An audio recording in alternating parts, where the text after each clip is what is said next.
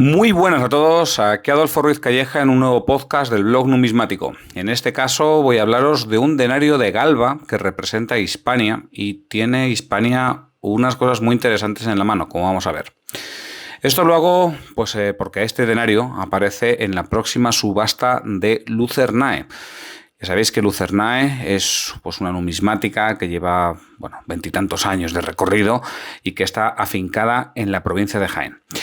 Bien, tiene una subasta para el día 16 de julio de 2023 y es una subasta muy interesante con pues casi 1000 lotes, de los cuales prácticamente la mitad se dedican a Roma. Así que, si os interesa la moneda romana o si os interesa la moneda antigua en general, pues echéis un vistazo a esta subasta porque hay mucho donde elegir y además de unos precios muy asequibles por lo general. Bien, vamos con el denario en sí. A ver, esto es un denario, como digo, acuñado por Galba, que pues Galba se unió allá por el año 68 a un tal Cayo Julio Vindex. Este Cayo Julio Vindex era gobernador de la Galia Lugdunense. Y Galba, que era el gobernador de la Hispania tarraconense, pues se unió a él para derrocar a ni más ni menos que Nerón. Esto, como digo, fue en el año 68 y a los dos, a estos dos usurpadores en ese momento, a Cayo Julio Vindex y a Servio Sulpicio Galba, se le unió un tercero, que era Lucio Clodio Macro. Este hombre era legado del Imperio Romano en África. Así que, África, Galia, Hispania se vinieron contra Nerón.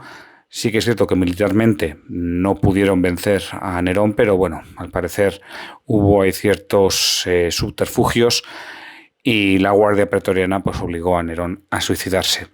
Corría el año 68, como digo, y allá por el 8 de junio Galba era nuevo emperador de Hispania. Bien, para financiar esta rebelión, Galba comenzó a acuñar monedas en Hispania. Se cree que las acuñó en Tarraco, y la verdad es que poco se sabe de estas acuñaciones de Tarraco, pero se entiende que fueron en la zona y tiene todo el sentido, ¿no?, que fuese en Tarraco. Lo primero, pues porque era la capital de la provincia de la Hispania tarraconense, entonces, pues tiene sentido. Y segundo, porque era una ciudad que había estado acuñando monedas hasta hacía muy poco, o sea, dejó de acuñar moneda en época de Calígula. Entonces, habían pasado como, 25 años más o menos, desde que se habían dejado de acuñar monedas en Tarraco. Así que, pues había que abrir una ceca en la zona, pues Tarraco tenía todas las papeletas, entre que era la capital y que hacía tan solo 25 años que se habían dejado de acuñar monedas, pues hombre, tiene todo el sentido. La cuestión es que estas monedas siguieron acuñándose aún después de acabada la rebelión, o sea, cuando Galba ya era emperador en Roma. Es decir, que la ceca no es que digamos que fuera una ceca provisional que acuñó solamente para aupar o para pagar las tropas de Galba de manera puntual, sino que siguió abierta y siguió abierta hasta el año 71, se cree, o quizá fuese hasta finales del 70. O sea, se abrió la ceca en el año 68 y estaría abierta pues unos 3 años más o menos. En estos 3 años, sucedieron un montón de emperadores, pero de hecho el año 68 el 69 fue el año de los 5 emperadores, pero aquí en Tarraco se acuñó a nombre de Galba, de Vitelio y de Vespasiano. O sea, Galba se acuñó monedas en su nombre aún incluso después de haber fallecido. Curiosamente, estos denarios acuñados en Tarraco eran denarios de muy buena ley, tan buena ley que tenía una mayor pureza de plata que los denarios acuñados en Roma.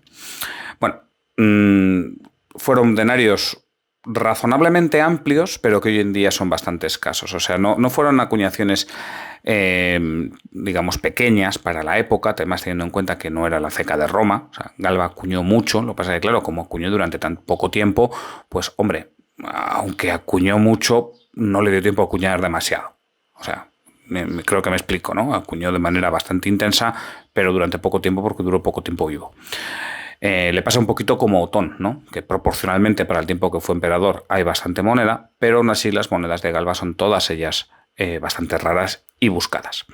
Por cierto, que además de denarios también acuñó áureos, y eso sí que son muy raros. O sea, un áureo de Galba acuñado en Tarraco, eso cuesta bastante dinero.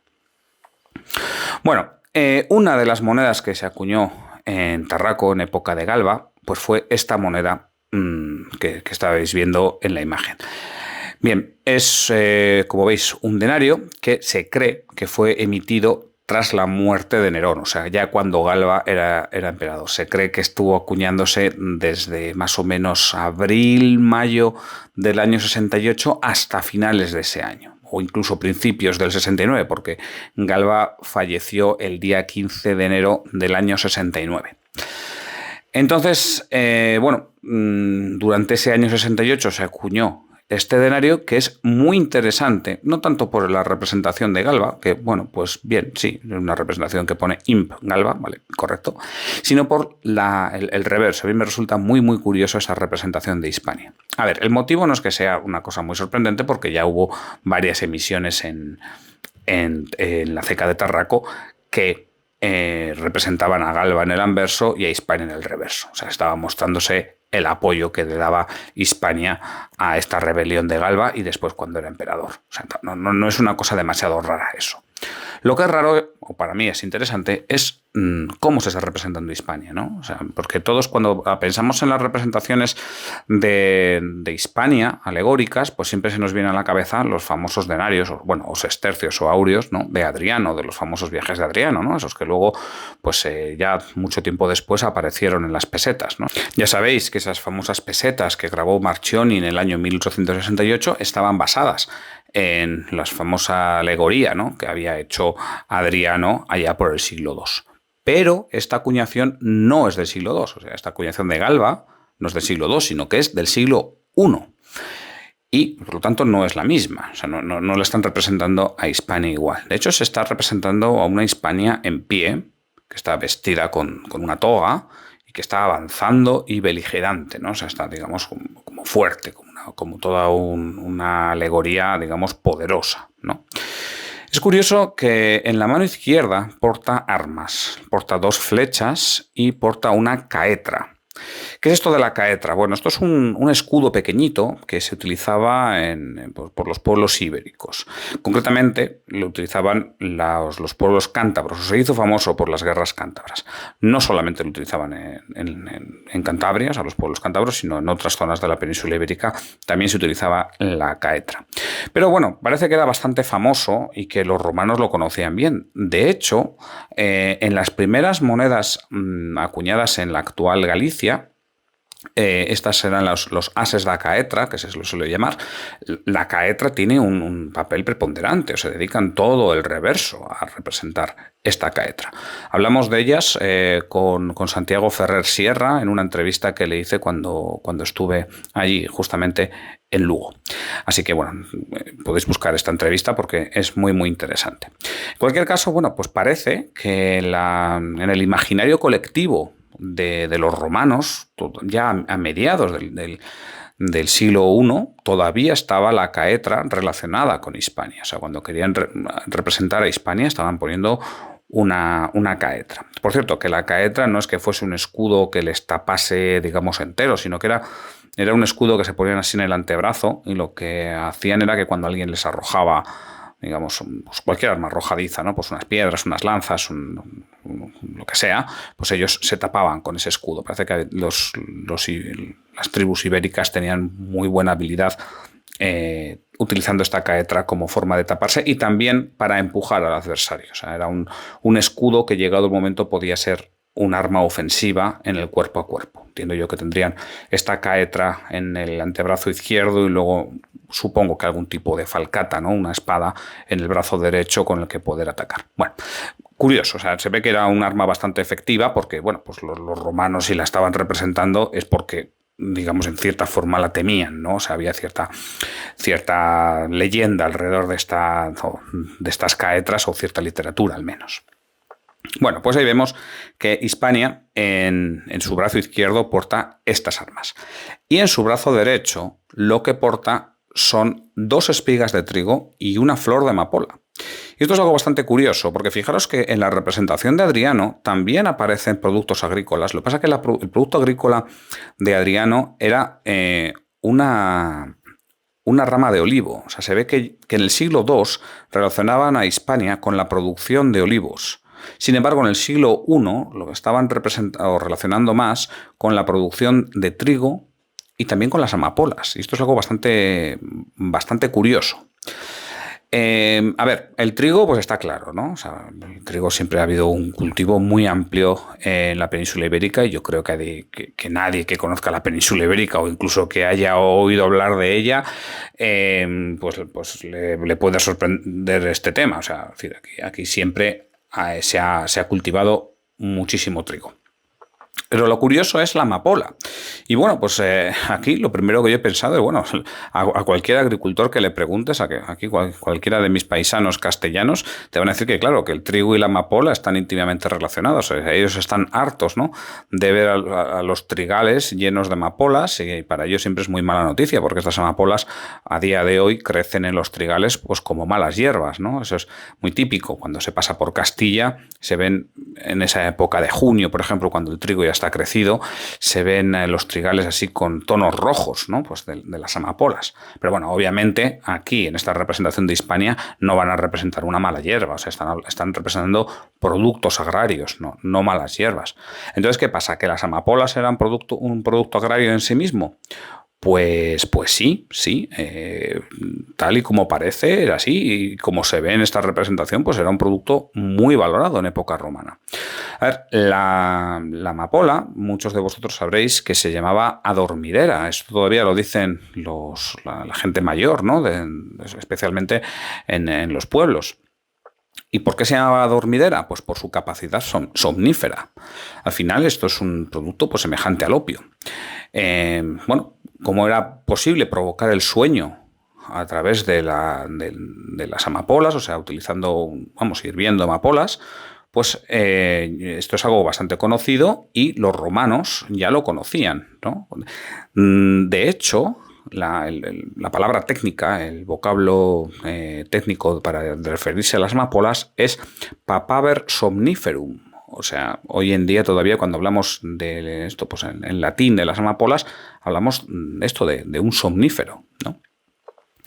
Bien, aparte de las historias que nos habrán contado nuestros abuelos de que cuando los niños eran pequeños lloraban y se les daba un biberón con amapolas hervidas, donde, bueno, claro, el niño quedaba dormido totalmente y de manera muy rápida, pues hay un montón de autores, de fuentes romanas, de época romana, que nos hablan del uso de las amapolas en su época. O sea, que cuando alguien tenía sueño o se le quería provocar el sueño por el motivo que sea, utilizaba amapolas para poder dormir, incluso de manera lúdica. O sea, que también digamos que sería una droga de la época.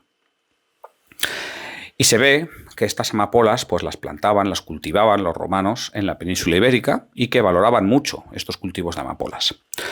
De hecho, esto es algo bastante curioso que he estado pues mirando que me he encontrado cuando he estado preparando este podcast y el artículo que lo acompaña. Y es que hay pues, restos arqueológicos del uso de amapolas desde el año 4200 a.C.